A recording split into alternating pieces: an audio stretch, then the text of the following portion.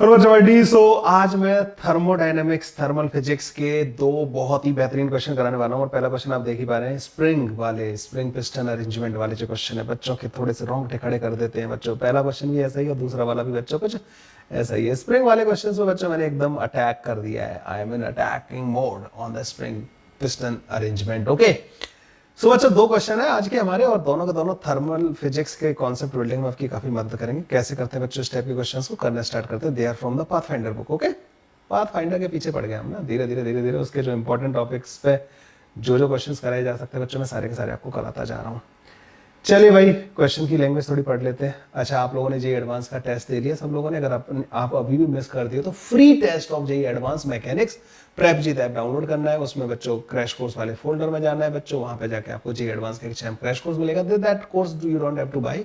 आपको जाके बस पहला कंटेंट वाले सेक्शन में जाके पहला वाला जो टेस्ट है वो देना है बच्चों ना, बस इतना करना है, ठीक है। बहुत ही बढ़िया टेस्ट है बच्चों। उस टेस्ट से 18 और नए मैकेनिक्स के क्वेश्चंस आप लोगों को सीखने को मिलेंगे। उसका लाइव डिस्कशन बच्चों 11 अप्रैल को 3 बजे होगा। करें भाई start. So two heat insulating piston connected by a spring can slide without friction inside a horizontal heat insulating tube. So एक हीट इंसुलेटिंग ट्यूब है, पिस्टन भी हीट इंसुलेटिंग, मतलब यहाँ से बाहर से कोई एनर्जी वगैरह यहाँ पे सप्लाई नहीं हो सकती। Which is open at both of its and, मतलब बाहर से कोई एनर्जी का लेन देन नहीं हो रहा है बच्चों, ध्यान रखना, ठीक है। दोनों एंड पे बच्चों ये ओपन है ना। Okay, 1 mole of the monatomic gas is filled between the piston at temperature T1 is equal to 300 Kelvin. At this temperature of the gas, the spring is not relaxed. अच्छा, spring में elongation already आ रखा है भैया। Okay, if an amount of heat is supplied to the gas, its temperature becomes T2, which is equal to 400 Kelvin, and length of the spring becomes meter times 1.1 L times the initial length. Okay. How much heat is supplied to the gas. आपने मतलब heat अपने आप यहाँ से leak नहीं हो सकती, आप सप्लाई कर सकते हो। तो आपने यहाँ पे कोई अरेंजमेंट लगाया होगा, हीटर वगैरह लगा के इसको हीट तो दी है आपने ना। तो कितनी हीट दी है कि बच्चों ये काम हो सके, इसका टेम्परेचर, गैस का टेम्परेचर 400 केल्विन तक जा सके। Initial temperature was 300 kelvin. क्या इसका अगले पेज पे डायग्राम है? Yes, there is diagram. So basically जो आप हीट दे रहे हो बच्चों वो दो जगह पे जाएगी, है ना, ये समझना। तो जो आपने अमाउंट ऑफ हीट दिया, एक तो इसकी इंटरनल एनर्जी बढ़ाएगा एनसीवी डेल्टा टी, है ना, प्लस का जो वर्क हुआ प्लस का delta U of the spring. हाँ भाई, स्प्रिंग के पास भी तो जो आई है एनर्जी वो भी तो कहीं ना कहीं से आई है, एनर्जी कंजर्वेशन तो लगेगा ना यहाँ पे। तो पिस्टन ने जो वर्क किया बच्चों, दैट वर्क, पिस्टन जो बाहर की तरफ एक्सपेंड हुए होंगे वो वर्क। अच्छा, ये ओपन वगैरह दे रखा है, क्या यहाँ पे कहीं भी आपको वैक्यूम वर्ड मिला? नहीं। तो मतलब ओपन है, मतलब यहाँ से एटमॉस्फेरिक प्रेशर लग रहा होगा, पी नॉट इंटू ए के बराबर फोर्स लगा रहा होगा, ये ध्यान रखना। ये भी बच्चों पी नॉट इंटू ए के बराबर फोर्स लगा रहा होगा। ये चीजें बहुत इंपॉर्टेंट होती है, क्या क्या है क्या क्या नहीं है, क्या क्या मुझे एज्यूम करना है। तो yes, obviously you have to consider the external pressure, P naught into A का वो फोर्स है ना बच्चों को कंसीडर करना है। तो ये जब एक्सपेंशन होगा तो ये एक्सटर्नल प्रेशर के अगेंस्ट वर्क होगा, है ना, work against the external pressure. This is the work done by the gas, है ना, ये work done by the gas है। गैस जो वर्क कर रही होगी अगेंस्ट द एक्सटर्नल प्रेशर। अच्छा, गैस का ही वर्क स्प्रिंग के अगेंस्ट भी जा रहा होगा, लेकिन मैंने क्या कर लिया उसको स्प्रिंग का, अच्छा ये गलत लिख दिया मैंने, इस तरीके से लिखना गलत हो जाएगा, है ना। आप बोलो सर ये गलत क्यों हो जाएगा? बेसिकली इसको बताया मुझे ऐसे नहीं लिखना चाहिए, गैस नहीं लिखना चाहिए। गैस तो मतलब स्प्रिंग के अगेंस्ट भी गैस वर्क कर रही है और एक्सटर्नल प्रेशर के अगेंस्ट भी गैस वर्क कर रही है। तो जैसे गैस इसको पुश कर रही होगी तो गैस का जो फोर्स वर्क कर रहा है ना वो दो चीजों में जा रहा है, एक इसके अगेंस्ट जा रहा है, एक इसके अगेंस्ट जा रहा है। तो अगर मैं इसको लिख रहा हूं delta U of the spring लिख रहा हूं तो मैं यहां पे गैस का वर्क नहीं लिख सकता, फिर मैं इसको एक्सटर्नल प्रेशर वाला लिखूंगा। तो work done against external pressure, work done against spring का अगेंस्ट जो वर्क हुआ है वो तो उसकी एनर्जी बढ़ा देगा, इलास्टिक पोटेंशियल एनर्जी, ठीक है। स्प्रिंग की इलास्टिक पोटेंशियल एनर्जी बढ़ गई होगी तो वहां क्या होगा। हाँ, अगर मैं इन दोनों को लिख के मैं एक टर्म लिख सकता हूँ work done by the gas, है ना, work done by gas single term लिख सकता हूँ, फिर मैं ये दो टर्म नहीं लिखूंगा, एक ही लिखूंगा मैं। तो फिर Q is equal to delta U plus का work done by the gas के बराबर हो जाएगा, है ना। लेकिन अगर मैं स्प्रिंग की एनर्जी जो स्प्रिंग के पास गई है और एक्सटर्नल के अगेंस्ट जो वर्क हुआ है, अगर मैं उसको अलग अलग लिखना चाहता हूँ, एक्सपेंशन हो रहा है, ऑब्वियस सी बात है कि एक्सटर्नल वाला वर्क जो होगा ना, अच्छा यहाँ पे ना थोड़ा सा मतलब पंगे पता है क्या हो रहे हैं यहाँ पे, एक्सटर्नल वाला वर्क जो होगा ना बच्चों, एक्सटर्नल के अगेंस्ट जो वर्क होगा दैट आई नीड, है ना। तो ये गलत हो जाएगा, मतलब ना तुम समझ रहे हो ना, मतलब अल्टीमेटली देखो मैं तुम्हें वो चीज समझाना चाह रहा हूँ वो हो क्या रहा है। तो अभी आप वर्क डन बाय गैस ही लिखो, है ना, और वर्क डन बाय गैस का जो मैग्नीट्यूड होगा ना बच्चों वो P naught into A into delta L इसके बराबर होगा प्लस का delta U of the spring के बराबर होगा, ऐसे लिख लो। ये ज्यादा अच्छा तरीका है करने का ना इस वाले क्वेश्चन को, ठीक है। वो फिर भी कंफ्यूज कर रहा था, वो गड़बड़ क्या कर रहा था कि मैं एक्सटर्नल का वर्क लिख रहा था, वो नेगेटिव आएगा, है ना। नेगेटिव मैं नहीं लिख सकता, मैं क्या लिखूं उसको, minus of work done by external, ऐसे। इसलिए मैंने उस चीज को क्या कर दिया, मैंने हटा ही दिया, उसको लफड़ाई खत्म कर दिया कि भाई गैस को तुमने एनर्जी दी, गैस ने अपनी इंटरनल बढ़ाई और कुछ वर्क किया। वो वर्क किसके बराबर किया कि स्प्रिंग की एनर्जी जितनी बढ़ रही है वो भी गैस के वर्क से आ रही है, और जो एक्सटर्नल के अगेंस्ट तुम जो पिस्टन को पुश कर रहे हो वो भी गैस की एनर्जी है। तो वर्क डन बाई गैस हमने इन दोनों का मैग्नीट्यूड में इन दोनों के बराबर होगा। अब यहाँ पे लाके हम पुट कर सकते हैं। ओके, लेट्स से कि जो इसकी इनिशियल लेंथ थी ना बच्चों वो एल के बराबर थी, और बाद में लेंथ क्या हो गई है, 1.1 एल के बराबर हो गई है, ठीक है। बाद में ये 1.1 एल के बराबर हो गई है, ठीक है। ओके, ये हो गया बच्चों ना यहाँ पे हमारे पास 1.1 एल के बराबर हो गया। अब यहाँ में एक काम करना बच्चों, गैस का प्रेशर होगा कुछ ना, तो गैस फोर्स लगा रही होगी, के एक्स बच्चों इधर की तरफ लग रहा होगा ना, एक्सटेंशन था ना इसमें, x is the extension in the spring. तो अगर एक पिस्टन के ऊपर देखा जाए तो क्या दिख रहा है मेरे को कि के एक्स फोर्स इधर की तरफ लग रहा होगा, है ना, पी नॉट इंटू ए इधर की तरफ लग रहा होगा, और गैस का पी इंटू ए बाहर की तरफ लग रहा होगा, और ये इक्विलिब्रियम में है ना। तो के एल माइनस का एल नॉट यही होगा ना extension, is equal to P into A. P into A को मैं N R 300 divide by L लिख सकता हूं भाई। पी इंटू बी जो होगा वो P B equal to N R T होगा, है ना। तो P into A into L यही होगा ना पी बी, है ना। तो ये आ गया, और माइनस का पी नॉट इंटू ए। एक रिलेशन बच्चों मेरे पास ये बनेगा नहीं बनेगा, आप बोलोगे यस सर। दूसरा रिलेशन देखते हैं, के 1.1 इंटू एल माइनस का L naught, this is the elongation, N R 400 divided by 1.1 into L minus का पी नॉट इंटू ए। ये बाद वाला कंडीशन लिखा, जब टेम्परेचर 400 केल्विन हो जाएगा ना तो इसकी लेंथ जो होगी वो 1.1 एल के बराबर हो जाएगी। Is this clear to everyone? Okay, अब आ जाओ बच्चों, जो हीट है ना क्यू, एन, एन कितना दे रखा है बच्चों, नंबर ऑफ मोल कितने दे रखे हैं, 1 मोल। सीवी मोनोएटॉमिक गैस है, 3/2 आर। डेल्टा टी बच्चों 100 के बराबर आ जाएगा। तो पहला वाला टर्म जो है ना ये वाला हमारे पास आ गया। अब इसको लिखते हैं P into A into delta L, तो P not into A into delta L हो जाएगा 1.1 एल माइनस का एल, है ना। पहले इसकी लेंथ एल थी, तो टोटल डिस्प्लेसमेंट चाहे इस पिस्टन का मानो या उस पिस्टन का मानो वैसे ही हुआ ना, पी डेल्टा पी करके लिख सकता हूँ ना। एक्सटर्नल प्रेशर तो कांस्टेंट होगा ना, तो वॉल्यूम में जो चेंज हो रहा है बच्चों यही हो रहा है ना। तो ये एक्सटर्नल के अगेंस्ट वर्क हो गया, स्प्रिंग की एनर्जी हो जाएगी हाफ के एक्स फाइनल। तो एक्स फाइनल होगा बच्चों 1.1 एल माइनस का एल नॉट का स्क्वायर, माइनस एक्स इनिशियल होगा बच्चों 1.1 into L, sorry L minus का एल नॉट का स्क्वायर। ये होता है ना स्प्रिंग का एनर्जी, हाफ के एक्स फाइनल का स्क्वायर माइनस का एक्स इनिशियल का square. This is the x final, this is the x initial. आप बोलोगे सर बड़ा खतरनाक सी इक्वेशन बना दी आपने तो। यस, मैंने नहीं बनाई, अपने आप बनती आ रही है। देखो ये एक्स फाइनल है, ये एक्स इनिशियल, तो क्या मैं इसको ऐसे लिख सकता हूँ, x final plus x initial और एक्स फाइनल माइनस का एक्स इनिशियल, है ना, ऐसे लिख सकता हूँ इसको। आप बोलोगे हाँ सर कर लो, कोई बात नहीं। अगला पेज भी है क्या हमारे पास? है, तो मैं थोड़ा सा आगे वाला स्पेस यूज कर लूँ ताकि हम फिर यहाँ पे सॉल्व कर पाएंगे, ठीक है। तो इसको जो है ना, ये वाली जो चीज आई है ये वाली, इसको एक काम करते हैं बच्चों, हम जो है इसको ऐसे लिखते हैं, हाफ के, एक तो ये हो गया एक्स फाइनल का स्क्वायर, ये हो गया एक्स इनिशियल का स्क्वायर। ये बच्चों हमारा एक्स इनिशियल है, ये हमारा एक्स फाइनल है ना। तो मैं इसको लिख रहा हूं x final plus x initial, x final minus का एक्स इनिशियल, ठीक है। ये लिख दिया मैंने ना, ये जो delta U of the spring है, ठीक है। ऐसे ही करना पड़ता है बच्चों। अब यहाँ पे देख रहे हो के इंटू एक्स फाइनल प्लस का एक्स इनिशियल जो है ना, तो मैं क्या करूंगा, इन दोनों इक्वेशंस को ऐड कर दूंगा, इन दोनों को। तो ये के इंटू एक्स फाइनल प्लस का एक्स इनिशियल हो जाएगा, और इनको भी ऐड कर देंगे। तो K into X final plus का एक्स इनिशियल जो आएगा वो N R 300 divided by L ठीक है, N R 300 divide by L plus का N R 400 divided by 1.1 into L minus का 2 P naught into A minus का 2 पी नॉट इंटू ए के बराबर आ जाएगा। ये आ जाएगा बच्चों हमारे पास, है ना।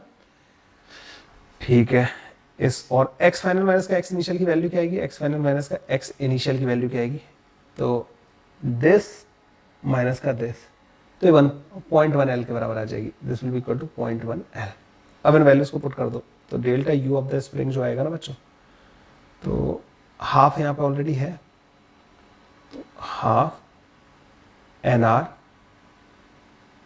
ठीक है, 300 divide by L 400 divide by 1.1 L, ठीक है, ये हो गया।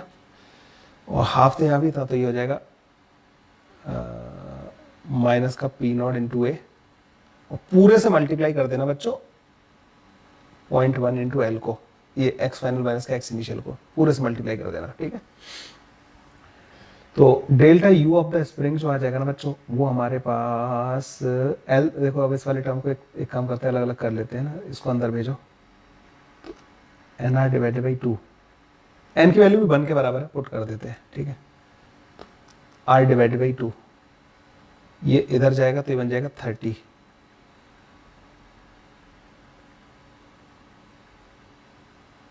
40 डिवाइडेड बाई या 400 divided by 11 P into A into 0.1 L. ये बन गया बच्चों हमारे पास ना delta U of the spring. ये आ गया, स्प्रिंग में जो एनर्जी गई ना बच्चों, वो ये आ गई, पी नॉट के टर्म्स में जा रही है एनर्जी ना, पी नॉट के टर्म्स में। अब इसको मैं इधर ले जाऊँ, इधर ले आता हूँ, ठीक है। तो देख रहे हैं भाई आपको, एक मिनट ना, बैठ मिला क्वेश्चन दमदार है ना। यहाँ पे बच्चों मजेदार बात पता है क्या हो गई, कि ऐसे क्वेश्चंस में ना थोड़ा बस पेशेंस रखना होता है। तो Q इज इक्वल टू, ये बन गया बच्चों 300 डिवाइड बाई 2R के बराबर, प्लस का P not into A into 0.1 L के बराबर। अब उसकी वैल्यू रख रहा हूँ बच्चों ना इसकी, तो हाफ ये R बाई 2 30 प्लस का 400 डिवाइड बाई 11, ठीक है, एक तो ये आ गया, माइनस का P not into A into 0.1 L, और ये बच्चों यहाँ पे कट जाएगा। Q की वैल्यू आ जाएगी बच्चों R डिवाइड बाई 2, 300 प्लस का 30, 400 divide by R, 400 divide by 11, ठीक है। तो Q की वैल्यू, अब मैं अगर इसको कैलकुलेटर से करता हूँ,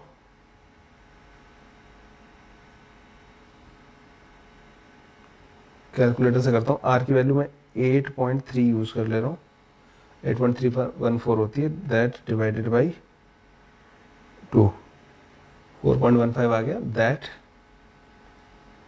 मल्टीप्लाइड बाई 400 डिवाइडेड बाई 11,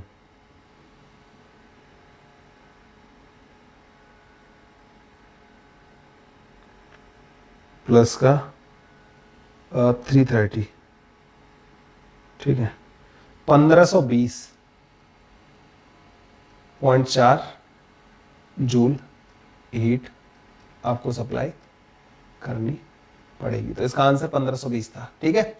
समझ गए बच्चों, इस वाले क्वेश्चन में बड़ा ही इंटरेस्टिंग सा केस है। सारी चीजें मैंने तुम्हें, देखो ऐसे क्वेश्चंस करने से ही तुम्हारे अंदर कॉन्फिडेंस आएगा, है ना, और कोई तरीका नहीं है इस टाइप के क्वेश्चंस को ओवरपावर करने का। चलो भाई अगले क्वेश्चन पे आ जाते हैं। एक और question, a heat conducting piston connected with the help of a spring to one end of the horizontal closed insulated cylinder divided the cylinder into the two part। तो देखो हीट कंडक्टिंग पिस्टन है, मतलब piston के across heat का conduction हो सकता है, spring से कनेक्ट कर रखा है, हॉरिजॉन्टली क्लोज्ड इंसुलेटिंग सिलेंडर है, बाहर से कोई हीट वगैरह एक्सचेंज नहीं हो रही है, अगर सामने वाला करना ना चाहे तो, है ना, अपने आप नहीं जा रही, हीट लीक नहीं हो रही। Each part of the cylinder contain equal number of the moles of the monoatomic gas। तो यहाँ पे नंबर ऑफ मोल्स n के बराबर है, यहाँ भी n के बराबर है। The length of the cylinder is 2L. The relaxed length of the spring is L by 2. Initially the temperature of the gas in both parts is T. इधर भी T है, इधर भी T है. Extension in the spring is X. अच्छा extension already दे रखा है यहाँ पे ना, तो ये हो जाएगा L by 2 plus X हो जाएगा इस वाले पार्ट का लेंथ, और 3L by 2 माइनस का X हो जाएगा इस वाले पार्ट का लेंथ, क्योंकि टोटल लेंथ 2L के बराबर है और इसमें एक्सटेंशन X दे रखा है, इसकी नेचुरल लेंथ L by 2 के बराबर है ना. Okay, now a hole is made in the piston. If the heat capacity of the cylinder, the piston and the spring are negligible, the change in the temperature of the gas after the establishment of the new equilibrium state is. तो जैसे आप यहाँ पे hole create करोगे ना, तो बच्चों दोनों साइड का प्रेशर सेम हो जाएगा. पहले प्रेशर सेम नहीं था, पहले प्रेशर सेम नहीं था. पहले kx लग रहा था इधर, इधर से P1 इंटू ए लग रहा था, इधर से P2 इंटू ए लग रहा था.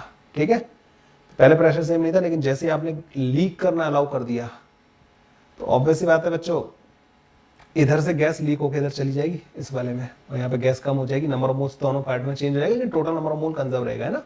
तो जब नया इक्विलिब्रियम आएगा तो they are asking the find the change in the temperature of the gas after the establishment of the new equilibrium. अच्छा, यहाँ पे एक मजेदार चीज पता है क्या हुई, जैसे दोनों साइड प्रेशर सेम हो जाएगा ना, तो ये इसको जीरो होना पड़ेगा एक्सटेंशन को. जैसे यहाँ पे दोनों साइड प्रेशर सेम हुआ, P डैश इधर का भी P डैश, तो दोनों साइड से फोर्स बराबर लग रहा होगा, स्प्रिंग में एक्सटेंशन जीरो हो जाएगा. इस वाले पार्ट की लेंथ L by 2 हो जाएगी और ये वाली लेंथ 3L by 2 हो जाएगी, दोनों साइड प्रेशर सेम हो जाएगा.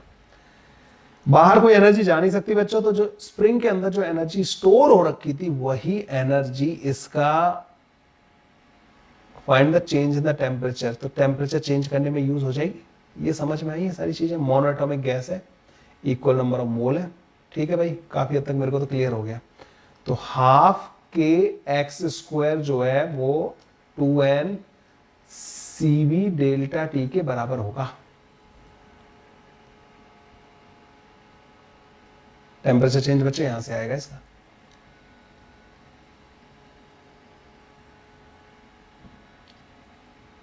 ओके, अब ये कैसे पता करेंगे इसका, मतलब x का वैल्यू कैसे पता करेंगे. x का वैल्यू, तो ये वाला relation kx is equal to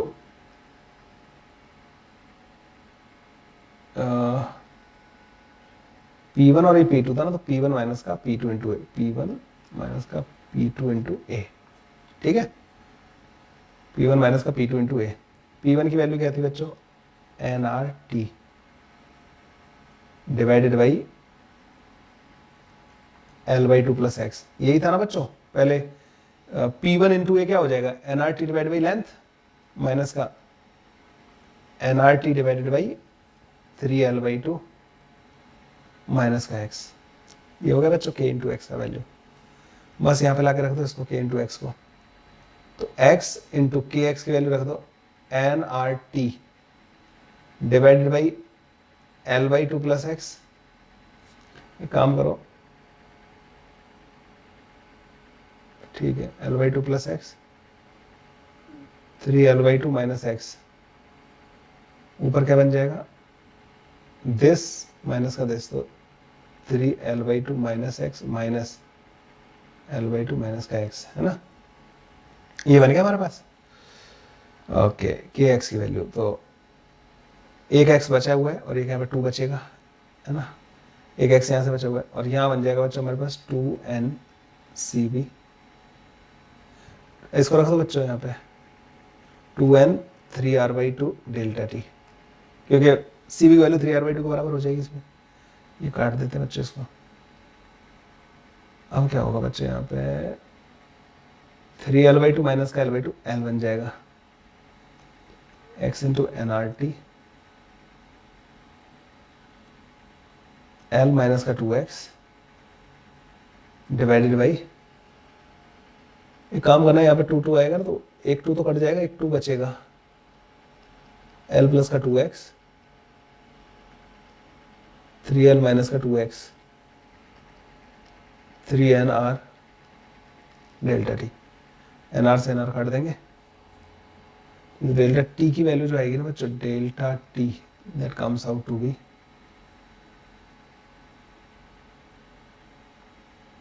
2x into t l minus का 2x divided by 3